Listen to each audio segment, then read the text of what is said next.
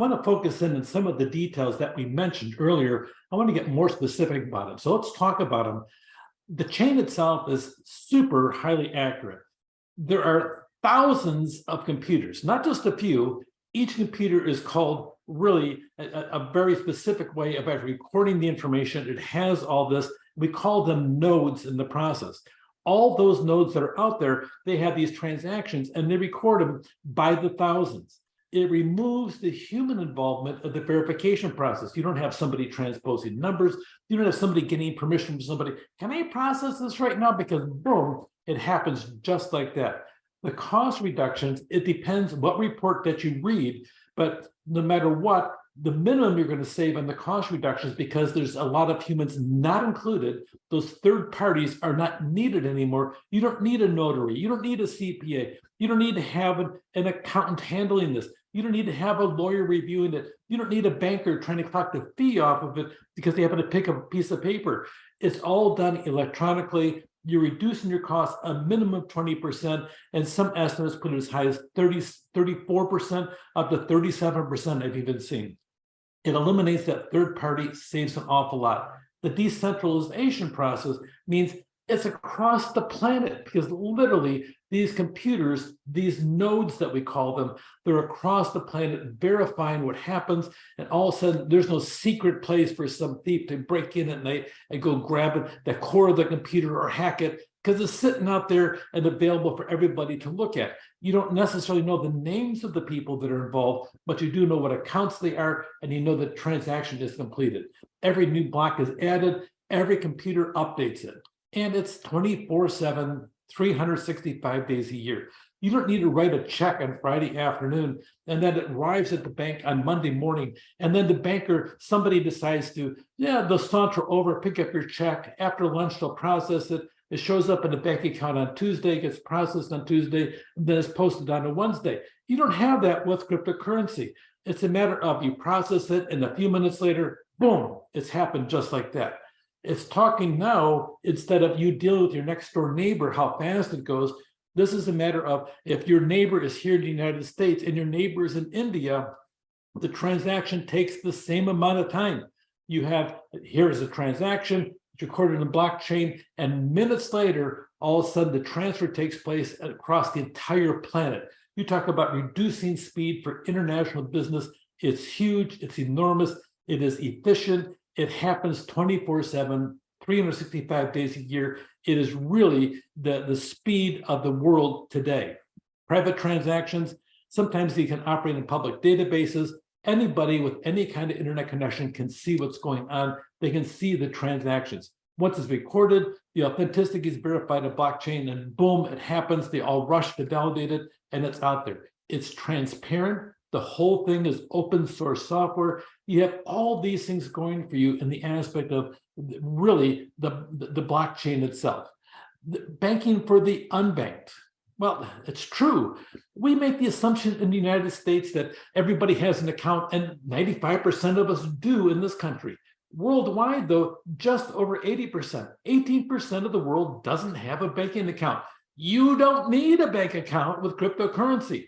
You pick up your phone, you set up your account, click, click, click, click, you have an account, you put money into the account, and instantly you are in business, transferring money across planet Earth if you choose to do so, buying different crypto. It works just like that. The cost, yes, there's transaction fees. People need to get paid for something they actually transacted. We call it gas, believe it or not, of all things, which is kind of a strange name, but you'll see a lot of terms that are unusual, including the names of the cryptocurrencies themselves. But we have that. So the aspect of work, okay, proof of work system, the Bitcoin network uses to validate transaction. It computes vast amounts of computational power. We'll talk about that, which is one of the main reasons driving proof of stake, which we'll talk about later on. In the real world, power from the computers to actually mine the Bitcoin network, if you took all the power of Norway and France, that would sit down and be able to be consumed to mine all the cryptocurrency. That's how much power is used to drive the proof of work systems.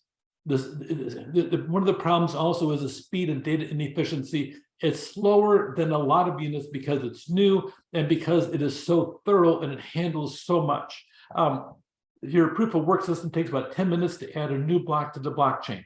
That's much slower on the transactions per second than you're going to find on credit cards. Credit cards have over 20,000 transactions a second. Bitcoin is doing about 7 transactions a second. Illegal activity, yes, it does happen on the blockchain because it protects the users. So you have the good people and the bad people, no matter who the user is. It doesn't differentiate between the users. It preserves and protects their identity because it's all involved with the aspect. It preserves the privacy of the user. Okay, but it also allows for illegal trading, but you can actually see the trading taking place of what's out there. The regulations now are flowing fast and furious out of Washington and across the planet. The governments now don't have any control over what happens on the blockchain, which is good. They don't have any control from their perspective. Oh no, I have no control of what's going on in my country. And that probably is driving an awful lot of the regulations out there. People are afraid over the fact that people now have power over their own personal wealth without any accountability through the bank system or the different types of third-party mechanisms they have to regulate and watch and monitor the work of its citizens. Bitcoin really has either it's positive or it's negative depending upon which chair they happen to be sitting on. A lot of it really comes down to, and the source for this over here comes out of Investopedia. I mentioned before, I think it's great. Here's the article that this information came from. So cryptocurrency and blockchain, different types of information can be stored on a blockchain, but the most common so far has been a ledger for the transactions of cryptocurrency. In Bitcoin's case, blockchains is decentralized, so no single person or group has control. Rather, all users retain control themselves collectively, which is phenomenal. You'll see banks be actually, they're creating their own blockchain saying, well, our blockchain is much better. Well, blockchain is blockchain. It's all secure, but the banks want to return the fact that trust us as a bank. You trust those bankers? Seriously? Okay, they're there to make a profit and the profit comes out of your pocket. The purpose of Bitcoin is to make sure the profit stays where it is in the transaction that you're out there. Decentralized blockchains are immutable. The data is irreversible. So with Bitcoin, it means transactions are permanently recorded and viewable to anyone. It's a phenomenal system. It certainly has its flaws and has some technology issues over the speed, but the reality is blockchain is what I feel is the wave of the long-term future, not just for today, but to be used far into the future, probably all the way through the end of this century, if not past that, and different iterations of it as it goes forward. Probably it's going to be the cornerstone of Internet 3.0, which is just around the corner. Take care.